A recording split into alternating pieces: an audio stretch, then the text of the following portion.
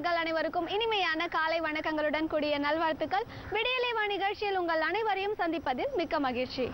வாழ்க்கையில் வரும் ஒவ்வொரு பிரச்சனைகளும் கூண்டுகள் போன்றது.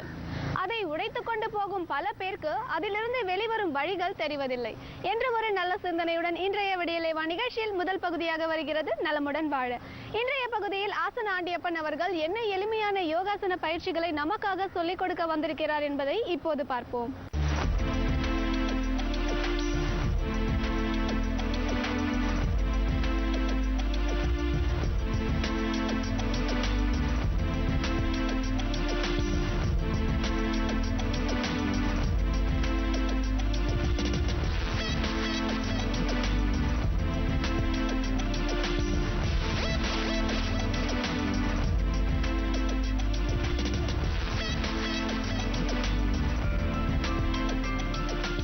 என் அருமை உலகத்தமிழ் மக்களே, தாய்மார்களே, பெரியோர்களே, சிறார்களே, என் அருமை நண்பர்களே, உங்கள் அனைவருக்கும் என் இனிய காலை வணக்கம். நான் ஏற்கனவே சொல்லியிருக்கின்றேன், ஆசனங்களின் பெயர்கள் 84 லட்சம் ஜீவராசிகள் இருக்கிறது. அந்த பெயர்களில் தான் அந்த காலத்திலே முனிவர்கள் வைத்தார்கள். ஆகவே சில முனிவர்கள் சில ஆசனங்களை கண்டுபிடித்திருக்கின்ற காரணத்தினால் அந்த முனிவர்கள் பேராலே அந்த ஆசனத்தை வைத்து விட்டார்கள். அந்த நிலையில் இன்றைக்கு பாருங்கள், வாமதேவ ஆசனம் என்னும் ஒரு ஆசனத்தை இப்பொழுது செய்ய போகிறார்கள். என் அருமை மாணவியே, நீங்கள் இப்பொழுது முதலில் வலது காலை வைத்து இந்த ஆசனத்தை செய்ய வேண்டும். அப்புறம் இடது காலை வைத்து இந்த ஆசனத்தை செய்ய வேண்டும். பாருங்கள், பந்துக்கிண்ண முட்டு, முட்டு, கரண்டை, இந்த மூன்றையும் பிடிக்கப்படுகிறது. வலது கையை மடக்கி இடது கையை பிடித்து கையை நீட்டுவது என்பது நீங்கள் பிடிக்கவே முடியாது. அப்புறம்லாம் கையை நீட்டுறதை பார்க்கலாம். ஜாயிண்டில் வந்து தான் பிளட் சர்க்குலேஷன் வந்து கிளாட் ஆகும். அந்த பந்துக்கிண்ண முட்டு பாருங்கள், அது நல்ல வளையுது. முட்டு வலி, கையில் பந்துக்கிண்ண முட்டு நன்றாக வளைக்கப்படுகிறது. கால் முட்டுக்கள், கை முட்டுக்கள், இவைகள் அத்தனையும் பலம் பெறும். இந்த ஜாயிண்டில் தான் வலி வரும், அதெல்லாம் இதோட நீங்கிடும். அது சிறுவர்களுக்கு தான் இல்லை, இப்போ பெரியவர்களுக்கும் வருது. எல்லாத்துக்குமே இந்த ஜாயிண்ட் பெயின் என்பது சர்வசாதாரணமாகிவிட்டது. மெதுவாக இந்த ஆசனத்தை கலையுங்கள். மாற்று ஆசனம் என்பது வலது பக்கம் செய்தால் இடது காலை வைத்து செய்ய வேண்டும்.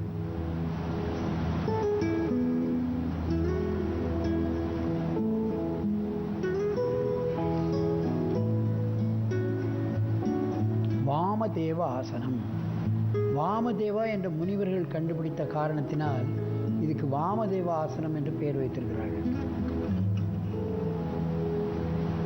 பார்த்தாலே தெரியும் என்னென்ன ஜாயின்ட்ஸ் எல்லாம் வளையுது. இது மாதிரி நம்ம வளைக்க முடியுமா இங்கிறது நீங்கள் பார்க்க வேண்டாம், வளைக்கலாம். யார் வேணாலும் வளைக்கலாம்.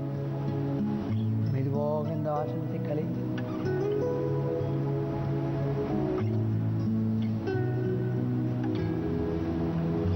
நன்றாக மூச்சு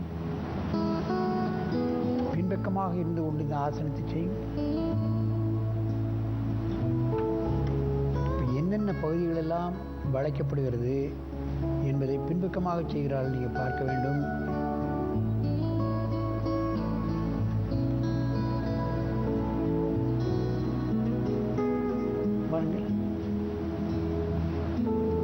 கை சின்முத்திரையில் வைக்கப்படுகிறது. கை சின்முத்திரையில் வைக்கப்படும் போது தான் அந்த கை நரம்புகளெல்லாம் இழுக்கப்படுவதை, இழக்கப்படுவதை பார்க்கலாம்.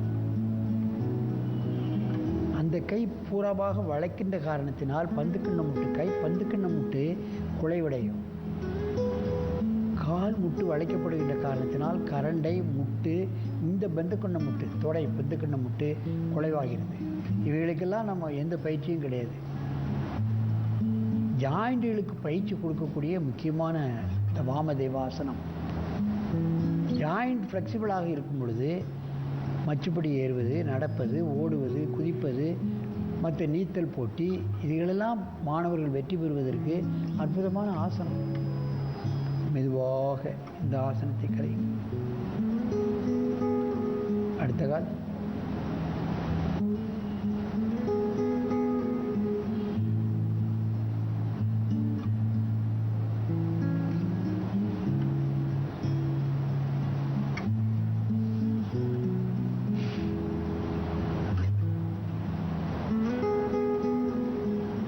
இன்ஜினியரிங் படிக்கக்கூடிய மாணவி காலையிலும் மாலையிலும் ஆசனத்தை செய்துவிட்டு தான் மற்ற வேலைகளை கவனிக்கும்.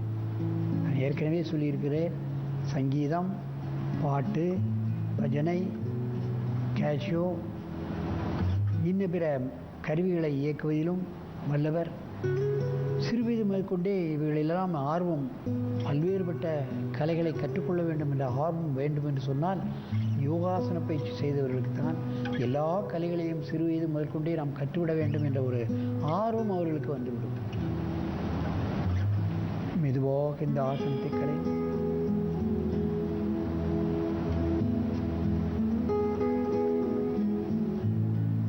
நேராக வந்து பத்மாசனத்தில் அமர்ந்து